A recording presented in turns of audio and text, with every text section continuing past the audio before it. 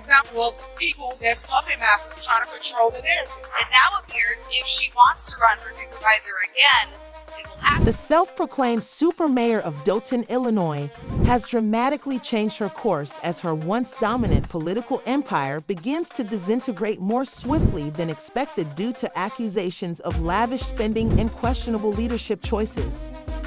The rate at which her career is collapsing was unexpected, and it has even shocked her most loyal fans, who are holding on to her since this roller coaster is about to. Meeting wrapped up early because two trustees, as you mentioned, did not show up. Chris Gonzalez and Carmen Carlisle. Without them, not enough board members were present to make official. Township chose to choose its nominees through a caucus rather than the more traditional primary election process for the first time in decades, and the political stakes could not have been higher. At the center of this change was Mayor Tiffany Henyard, who also serves as the township supervisor of Thor and is hoping to be on the ballot for the upcoming 2024 election. However, the evening at the Homewood Flossmoor Park District Auditorium did not go as planned, as her political ambitions were severely damaged by this procedural error, which disqualified her. Many people view this as the biggest loss of her career. The caucus was headed by Illinois State Senator Napoleon Harris, who is the chair of the Democratic Committee in Thoron Township. Attracting hundreds of locals to watch the political drama unfold, despite the cold weather, supporters and skeptics of both candidates crowded the venue, knowing that this gathering could change the political landscape. When the results were revealed, the atmosphere was electrified, with Harris securing the Democratic nomination for. The statement, which was made by the town supervisor and successfully ousted Henyard from the contest, was greeted with applause and some particularly exuberant yells. It felt more like a prize fight than a typical political gathering. Several people called the scene a political MCV drop moment, with Harris walking away victorious while Henyard seething in defeat. In a post-event statement, Henyard accused Harris and the Democratic Committee of coordinating a plan to thwart her candidacy, denouncing the caucus as an attempt to thwart her candidacy. Harris' calm and sense of finality made the moment resonate. Unfair procedure that suppressed voters, and although the accusations generated discussions, some view Henyard's assertions as the final resort of a politician who has been plagued by scandals during her time as mayor and supervisor. Critics contend that although being an uncommon approach for Thoron Township, the caucus adhered to legal requirements and was in line with processes in several other Illinois towns. Residents and onlookers are left wondering what the future holds for the two main players in this epic conflict, since the decision not only brought attention to the stakes but also signaled a seismic shift in local politics. And the caucus works right here in North Township. You could also say that she flunked out because her name is not. Together with some of her most devoted fans, Tiffany Henyard rushed out of the Homewood Flossmoor Park District Auditorium in a spectacular turn of events that demonstrated both defiance and divisiveness. Her voice pierced the atmosphere as she accused others of corruption and wrongdoing. Henyard's anger was directed directly at State Senator Napoleon Harris, who chairs the Democratic Committee in Thoron Township. She'd accused him of directing an unfair and raid process, yelling that you didn't run any of this the right way legally. She refused to give up without a struggle, as seen by her angry declaration. Outburst was more than a simple demonstration of exasperation. It was a declaration of defiance directed at the situations that had damaged her political reputation as well as her detractors. She was officially removed from the Democratic ballot, a public and symbolic blow that highlighted her increasingly shaky hold on power. The caucus vote that night, which many described as chaotic but decisive, effectively ended her tenure as the Democratic nominee for Thornton Township Supervisor. The loss was more than just a procedural setback. It was a humiliating moment in front of an audience of constituents and political opponents that cemented her reputation as one of the most divisive political persons in Illinois. As she left the auditorium, her supporters gathered around her, echoing accusations of voter suppression and sudden rule changes they claimed were intended to disqualify her ticket. These claims painted the caucus as a process enmeshed in dishonest tactics, with Henyard's camp claiming that the venue's capacity restrictions and procedural shifts prevented many of her backers, some of whom were elderly and frail, from participating. However, Harris and the Caucus organizers, supported by their legal team, denied these claims, claiming that the caucus upheld an open and lawful procedure and complied with Illinois law. Although Harris's camp claimed that the decision to hold a caucus was unprecedented in Thoron Township for decades, it was a legal and calculated tactic used by other townships across the state. This defeat made Henyard rethink her political future because her name was taken off the Democratic ballot, raising the possibility that she would try a last-minute change of heart by running as an independent or even a right-leaning candidate. Although this move showed her tenacity, it also ran the risk of further dividing her already divided base of support, making Henyard a figure who built her political career on a combination of controversy and tenacity. So it seemed unlikely that she would just give up the battle. But for all of her defiance and the loyalty of her core supporters, the events of the evening marked a turning point. The defeat brought to light the difficulties she faces in retaining her position of authority, as well as in redefining her political identity in the face of the mounting scandals that have plagued her tenure as Dolton's mayor and Thoron Townships. This public defeat was perceived as a reflection of her declining credibility due to mismanagement and accusations of self-serving governance. But her supporters saw the caucus as a political ambush intended to remove a strong-willed leader. Their accusations of an unfair process and voter suppression further highlighted the polarizing divide that Henyard has come to represent in Illinois politics. As Henyard left the auditorium that evening, flanked by both supporters and skeptics, it was evident that the battle was far from over. In addition to drawing the lines of battle for her upcoming political conflict, the events of the evening also represented the difficulties of a leader whose tenacity and defiance defined her career, even as they court controversy at the top South adult, of course. We are talking about Tiffany Henyard's devastating political defeat, which echoed among her constituents and on social media, causing a public outcry of discontent with her leadership. Critics seized the chance to frame her loss as yet another stunning example of her governance failures, and as a clear sign that her hold on power was rapidly eroding. Many residents, already tired of her controversial and scandal-plagued tenure, started to publicly express their displeasure with her leadership. As the community's collective belief that Henyard's leadership was not only ineffectual, but actively detrimental to the interests of the people she was supposed to serve grew, a particularly vocal resident took to social media to call for action and rally others to support her removal as soon as possible. Amidst the flurry of online criticism, an appointment quote emerged that, for many disillusioned residents, echoed the sentiment that the more power someone has, the more corrupt they become.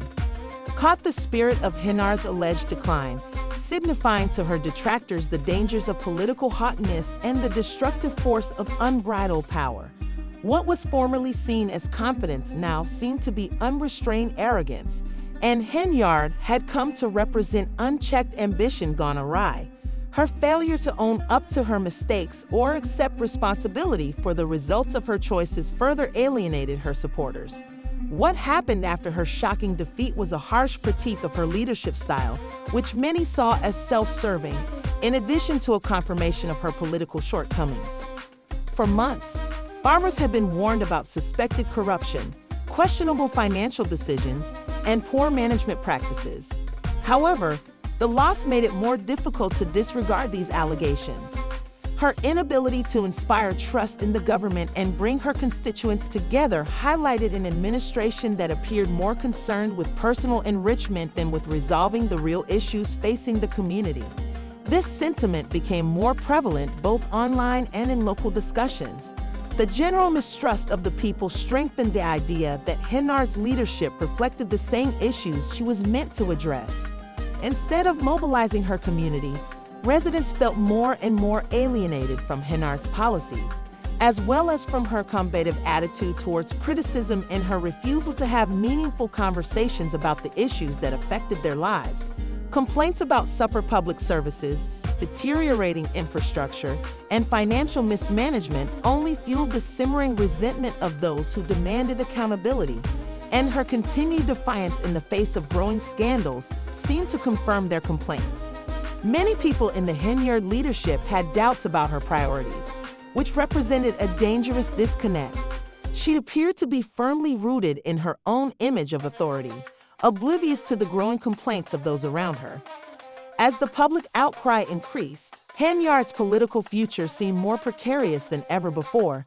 What had once seemed like resolute determination to her supporters now came across as sheer obstinacy to her. Crushing defeat in the caucus was more than just a symbolic setback for the wider electorate. It was a tangible rejection of her leadership style and highlighted their mounting fatigue with the leadership style that appeared to be motivated by personal ambition. Henyard's judgments frequently left residents feeling abandoned, and her frequent dismissiveness of public concerns grew more pronounced, according to critics of community welfare. The gap between her administration and the public was especially obvious after her defeat, when demands for increased transparency and accountability grew stronger. Her leadership, which had once been a source of hope for change, had come to symbolize the results of political complacency and haughtiness. Every fresh accusation against her of extravagant spending, contempt for legal requirements, and financial irresponsibility increased public disenchantment with those who her tenure served as evidence of the perils of misplaced trust, and the community's growing frustrations culminated in a resolute call for accountability, marking a turning point in the collective desire for political renewal. Those who had previously supported her found the promise of progress to be a broken covenant. As each scandal further damaged her reputation as a leader who once took pride in her perseverance and fortitude, Henyard seemed to be growing more and more alone, with her base of support dwindling. The stark reality of her waning power hung heavy as Henyard struggled with the fallout from her defeat. It seemed impossible to bridge the gap between her and her constituents.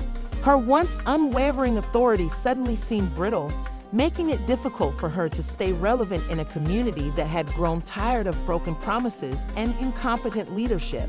She and her most ardent supporters may also continue to contest the validity of the procedure that brought about her collapse.